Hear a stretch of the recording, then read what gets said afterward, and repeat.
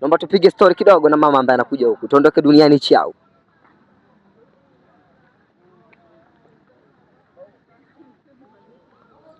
Mama, shikamoo.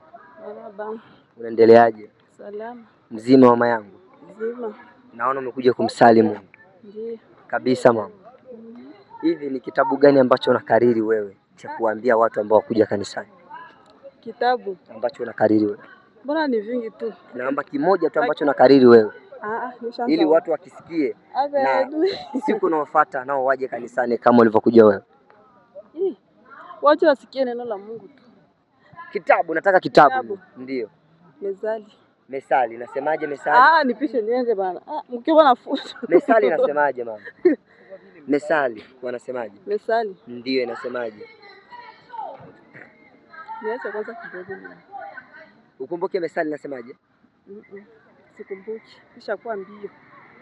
Ushakuwa mbio. Nitaka kitabu ambacho wewe unakikariri ambao wakuja kanisani wakisikia kile kitabu ili nao kesho waje kanisani kwa sababu siku za kuja kanisani ni nyingi.